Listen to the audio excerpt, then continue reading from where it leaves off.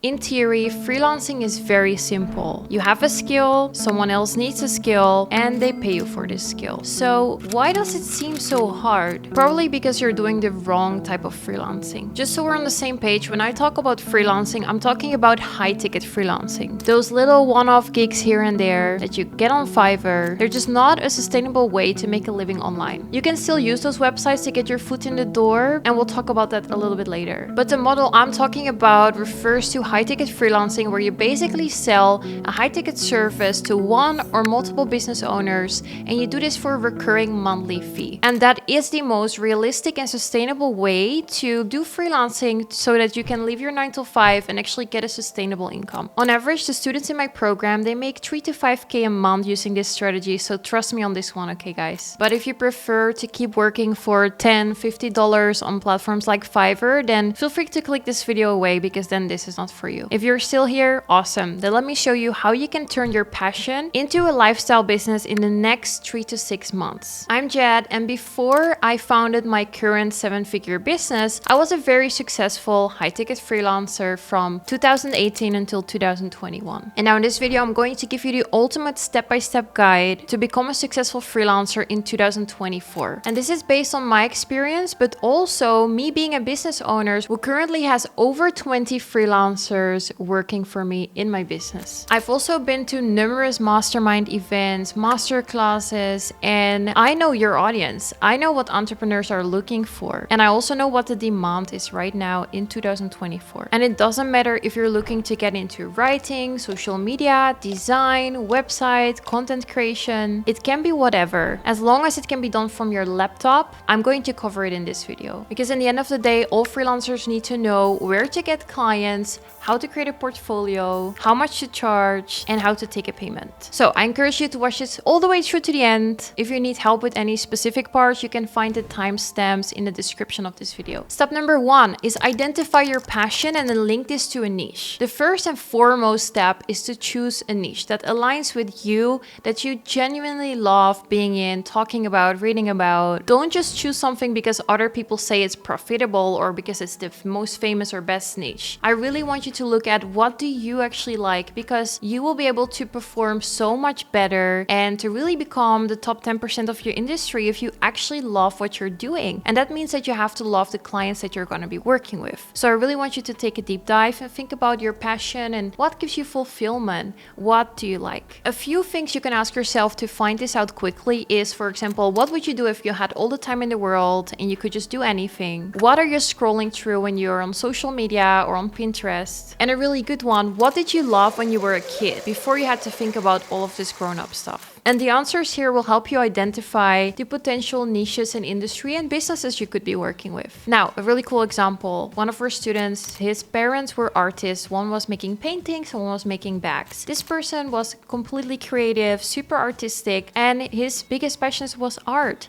And now he linked that actually to the art industry. And now he's doing marketing for art galleries, artists around the world. How amazing. Another example could be if you really love fitness or nutrition, then the health industry or the fitness personal trainer industry could be really interesting for you. Or maybe if you really are into homeware, interior design, interior designers could be your thing. Step 2 is identifying the services that this specific niche needs. Now, the first thing you're going to do within that niche that you just selected, write down all the types of business owners that you can think about. So kind of the customer avatars, like what type of businesses are within that niche. And then now you can think about, but also even research and Google, listen to podcasts and find out what services are mostly needed in that niche. Like what are the most common and popular services that they would hire someone for? Now, a really good example of why we should do this is because let's say you want to do marketing for farmers markets. Offering augmented reality services maybe doesn't make as much sense, but offering really good SEO or, for example, social media management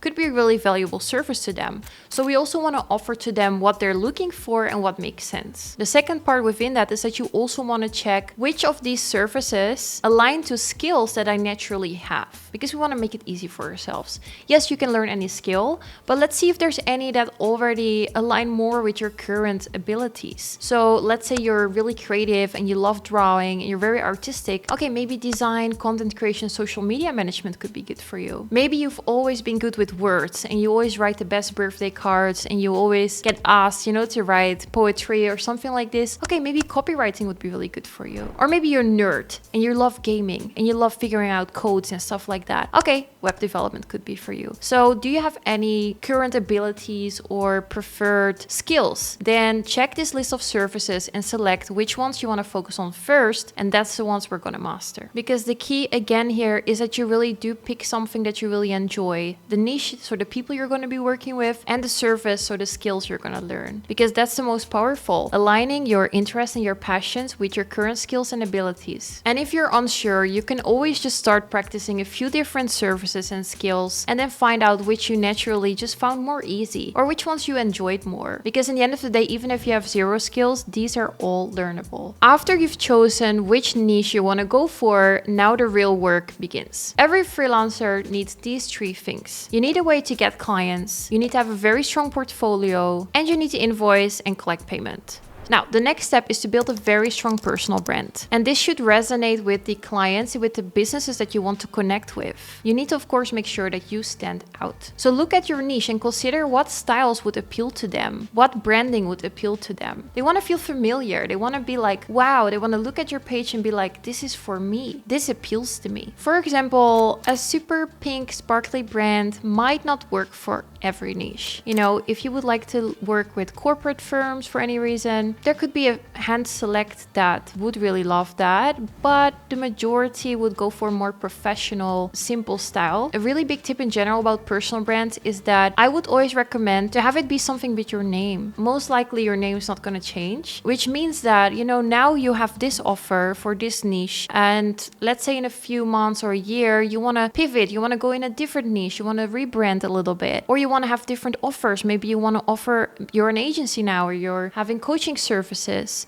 With a personal brand, basically the brand is up front and the offerings are behind that, meaning that if you change your interest, you are still the personal brand and your offerings can change without it having a very dramatic impact. If you build your whole brand now about this one niche and you ever want to pivot, it's going to be a little bit harder. So I always say that personal brand is always my preference. Now we have even more options in branding in this era, because you could go for personal branding where you really show your face, you show up, and it's really about you as a person, which is my brand and my preference, and I just explained why. You could also go for, of course, company/agency brand. Again, that could be very good for a selected niche. It will be a bit harder to pivot later on. And the third option now is a faceless brand, where you don't even have to be involved, but you can still make it feel personal because of the content that you're sharing. So using tools online, you can create simple color palettes, logos, and brand assets that align with your niche and with your ideal client. Again, we want them to look at it and immediately know that it's designed for them. Basically, what you want is that the right client says, hell yes, and that the wrong client says, oh no, this is not for me. Then you've done a great job. Step number 4, creating your portfolio and your marketing channels. After your brand is ready, you should set up your portfolio and your social media channels to showcase your work. We're going to create assets as well with the branding you just made, like proposal templates, email templates, so that we can reach out and communicate with our clients in a very cohesive way, all according to your brand. Now, I want you to research your competitors as well. What are they posting? What type of content are they putting out? What type of assets did they create? Researching them can give you really good inspiration. Of course, never steal. You have to give it your own twist, but it can give you good inspiration of what type of post you can make. And now I want you to start designing and creating these social media posts, portfolio assets that you can now showcase on your channels. You can even find blog posts. For example, the top 10 things an artist should do on their website to get more clients. This could now be turned into a blog. This could be turned into content on your socials, etc. Don't overthink it. This is first about quantity over quality. We're just basically creating, practicing, and getting our first content out there. Now you might ask, Jet, how can I build a portfolio if I don't have any clients yet? You do this by following briefs. So you can follow a few briefs, you can make a a few practice examples of the services you want to offer. You can offer them to local businesses around you first for a discounted price just to build your portfolio. In our program, we have beta clients, skills exchanges and challenges, and briefs that are all going to help you build your portfolio in no time. And if you really want, this could also be the time that starting to use Fiverr, Upwork, and platforms like Contra could be applicable. Just to get a few practice examples in, a few beta clients, and some of those testimonials and reviews, because social proof is eventually going to help us land the bigger clients as well. But whatever method you use, always make sure that your clients have a way to pay you. Of course, you can ask them to just transfer money to you, but I know business owners would like to get an invoice so that they have it for their own administration. And again, you want to have this in your branding so that it feels very trustworthy and very professional, because in the end of the day, if your clients are happy, they will come back to you and they will refer you to other people. So client experience is also very important. So step 5 is land your first clients. As I mentioned, Upwork, Fiverr, all of these profiles, they have kind of a bad rap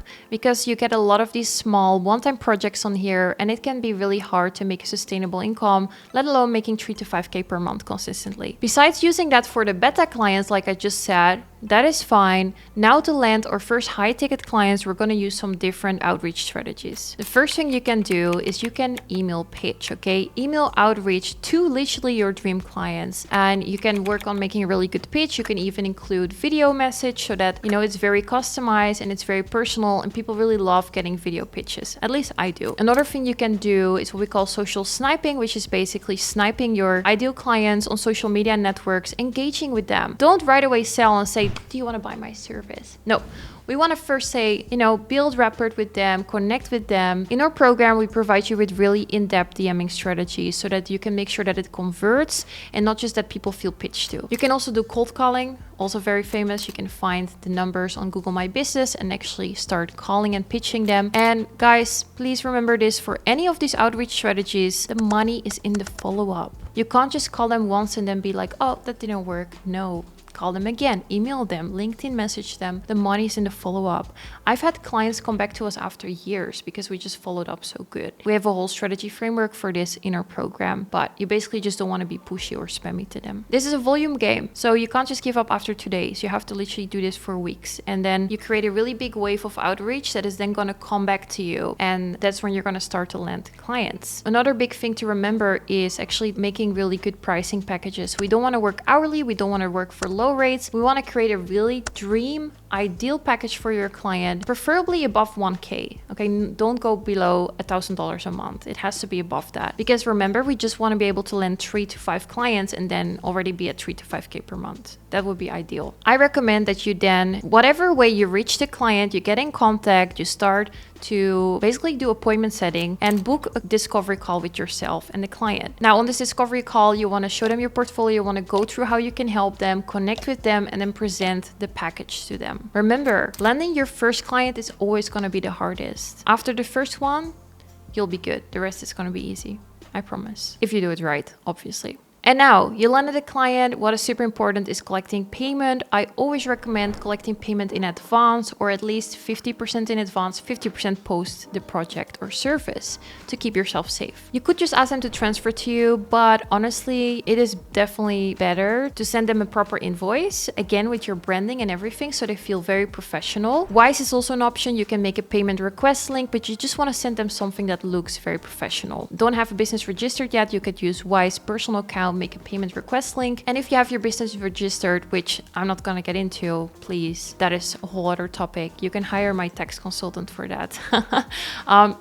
When you have your business registered, then you could sign up to something like Stripe. And with Stripe, you can send really beautiful custom branded invoices as well. If your only option is to receive a direct bank transfer, then just design a beautiful invoice in something like Canva with your branding, with all your details on there. Why is that important? Because we want to have a cohesive brand throughout the whole journey so that your clients love the experience with you, which brings me to step number 6 is deliver an exceptional client experience. In the world of business and service providing, referrals are everything. Reputation is everything. So ideally what we would want is that, of course, one, your client is so happy that they will continue to renew for you, and this is how you can lock in 6 months to even 1 year contracts with clients. Plus, we want them to refer you to all of their business owner friends and connections. That is how I got so many clients when I just started. How you can do this is, of course, having really great systems set up, which not all the newbies are ready for yet, but this is what we do show in our program, how to set up really good client experience systems so that they have the most amazing experience with you ever. But for now, just make sure that, for example, when you're working on your project, that you communicate with your client. So you could do 30% of it and then actually show them your progress so that they see that you're working on it, you're actively making progress, and they can even give you some feedback. And just go all out on delivering quality work and taking them with you through that journey so that they know at all times that you're working on it, you're not just leaving them hanging. Communication here is key. And you want to, of course, give them tangible value. So you want to show them, hey, look, this is what I did for you. This is how it's going to help you. These are the results we're getting so far. Again, because we want them to renew the service with you as well. So we have to show and communicate the value. So yeah, optimizing your client experience is really a strategy for the long run and can bring you so much revenue. Step 7 is growing your freelance business. Now that you have a proven system for landing clients consistently and completing your projects, keep marketing yourself, keep up-leveling your skills. Again, remember, if you really love what you do, you want to be the top 10% of the industry. So always keep striving for that and always learn more and keep improving your skills. And now when you really have a proven track record, you can also increase your prices so that you can start charging more money and you can be even more selective with which clients you want to work with. And while you get further in your freelancing journey, you can of course keep refining your systems and your processes so that you can land more clients, and you could even scale this to an agency. So freelancing takes dedication for sure, and it definitely takes hard work. But when you do it right, you do get to do something you love, that you enjoy, you get to have time and location freedom. I never claim that it gives you financial freedom, but it is the first step out of the matrix/red race though. Just saying. It can be your first step towards financial freedom eventually. Subscribe to this channel if you found this helpful at all. And if you want a breakdown of some of the highest paying and in-demand freelance opportunities this year, then click the video on the screen right now. And if you would like to receive an in-depth training about all the business models online, then you can also check the links below to receive the training.